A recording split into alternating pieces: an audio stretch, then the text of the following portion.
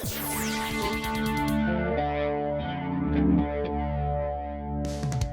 to 55.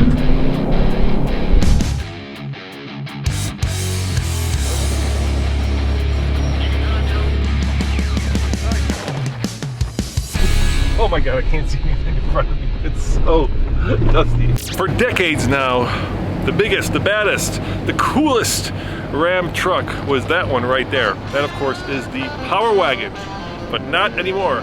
Now there's a new sheriff in town. It's the Ram 1500 TRX. Yep, it's right here. And the TRX is designed really to do three things very well. First and foremost, it's a desert runner, a Baja truck. Next, it's a rock crawler.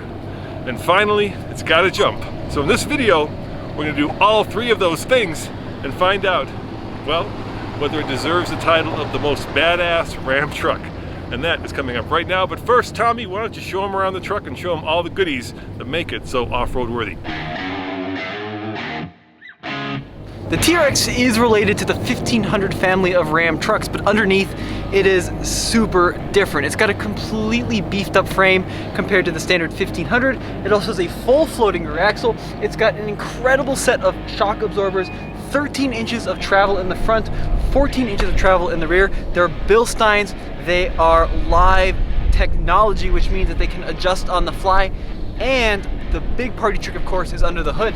6.2 liter supercharged V8 mated to an 8-speed automatic, 702 horsepower, 650 pound-feet of torque, and a 4-wheel drive full-time system. There's no 2-wheel drive mode in the TRX, but of course you've got a rear locker. You've got a very trick center differential that can send power 50-50 front and back. It can also send it 75-25 depending on the situation. It's got skid plates underneath.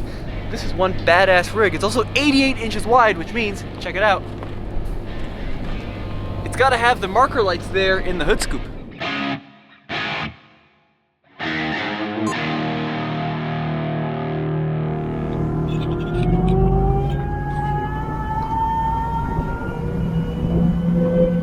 Tommy, the Baja truck is going to be able to run the Baja. And luckily, we're here just outside of Reno, where actually, well, in Nevada, they run the Mint 400, and this is perfect Baja-like territory.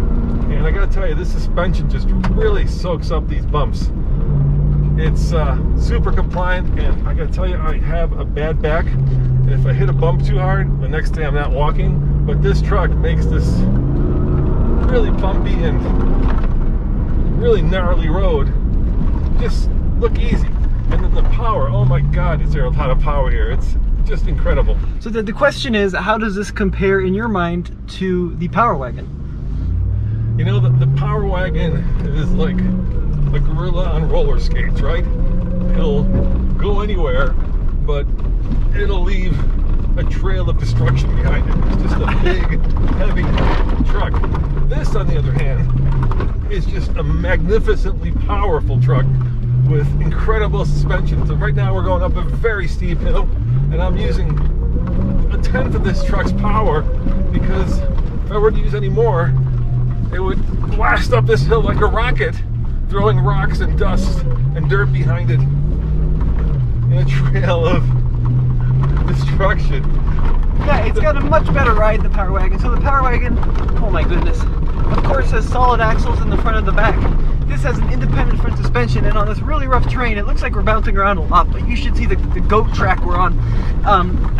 It really soaks up the bumps super well. The camera keeps falling down here, sorry.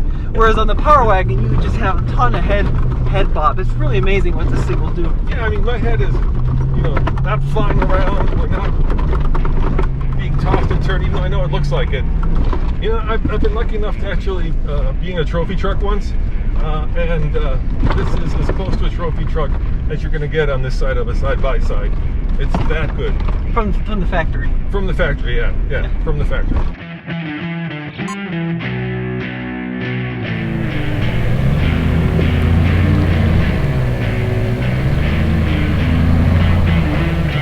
All right, let's see how the Ram TRX rock crawls. So I've got this pretty gnarly, steep and rocky course here. I've gone into 4-wheel drive low, and my rear axle is locked up. Let me double check, make sure here. Yep, we are in rock crawl. You know, typically these rock crawl sections are nothing, because the manufacturers will never set up a course where the vehicle will get stuck. But this is kind of serious. I'm gonna go two-footed driving here. When you're going nice and slow, it's actually really easy to modulate the 6.2 liter supercharged V8.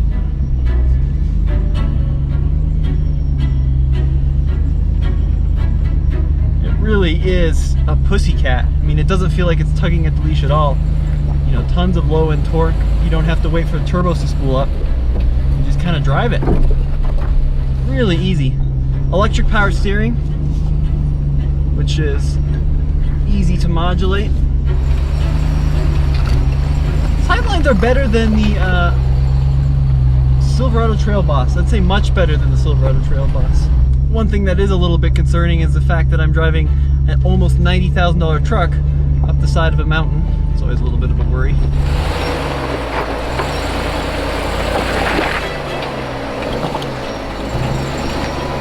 know, oftentimes these modern trucks are so tall and it's so hard to see over the hood. But I do, of course, have the camera system if I need be. But I've got a whole army of spotters here, so I'm a little stuck here.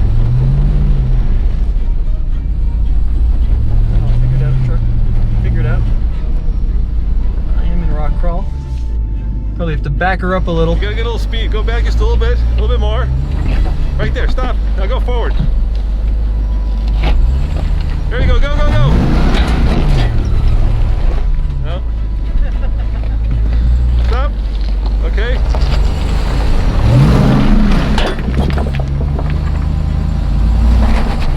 Nice. Had to bump it just a little bit to get where I needed to go, but that's fine. So he got stuck, and then he used the Nathan approach to getting unstuck, which of course is just, you know, power.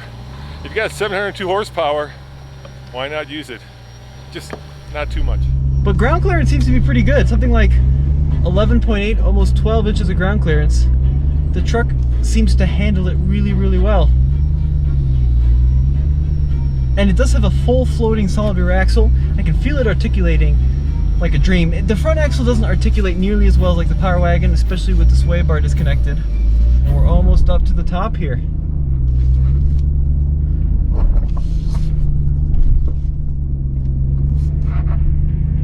Look at that.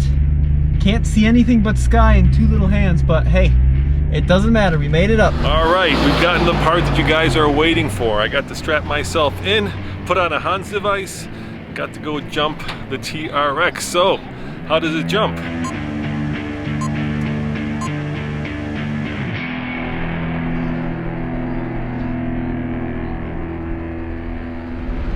Let's stay in the cones. You're going to want to brake into the corner. Control coming out.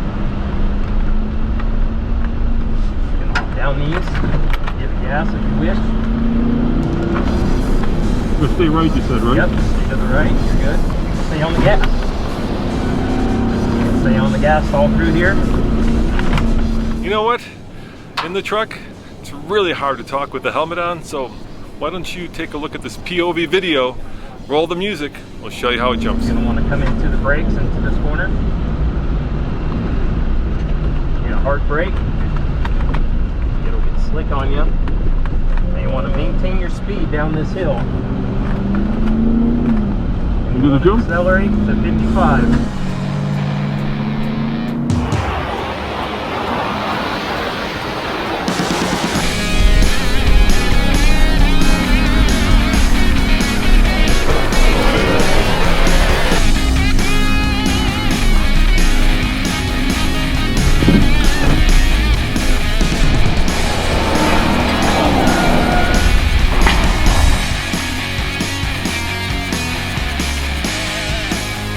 There's one party trick that the TRX has, which is super easy to use, and that is, of course, launch control. So we're going to try it.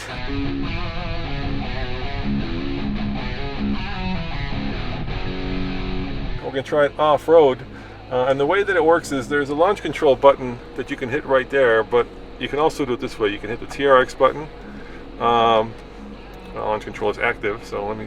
We go race options, launch control, and then it's activated, and you can see you can set the RPM. So we're launching at 2200 today. Which is what the engineers say we should launch at. And we're in sport mode, so there's different drive modes here. Right now we are in sport, so that's gonna position the vehicle for the best possible launch here. So the question is, can I get to 100 miles an hour before we run out of cones? Show them where the cones are. Ooh, I don't know, Dad. What do you think? You ready? Yep. All right. Here we go. Oh yeah, there's the power. 60. Oh my God, Dad, stop. You got to 80.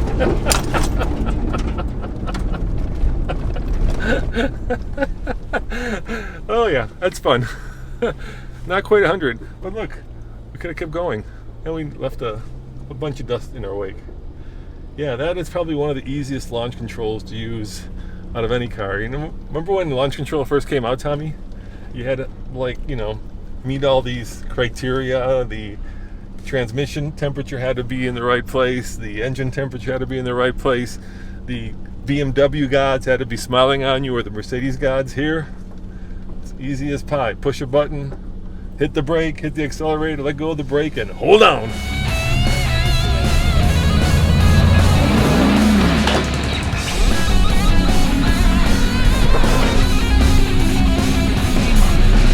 So after rock crawling, desert running, and jumping, there's no doubt that the TRX is the new king of the Ram hill. In fact, it's probably the king of the pickup hill until, of course, the new Raptor comes around, if and when that does get a bigger power plant.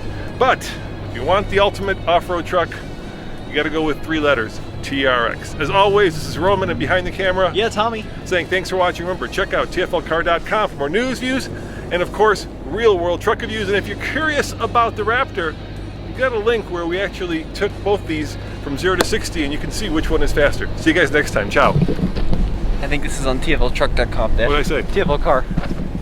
I'm getting old, Tommy. Maybe it's your turn to get in front of the camera and me to get behind it. Doesn't seem to care even on some of the larger holes that you're cruising through. And look at that, 40 miles an hour. Yeah. In my Jeep, I might be able to take this stuff at 12. Oh, good thing it's got skid plates. It's got skid plates. It also has rock rails as well, so hopefully that noise meant that we weren't damaging anything crucial.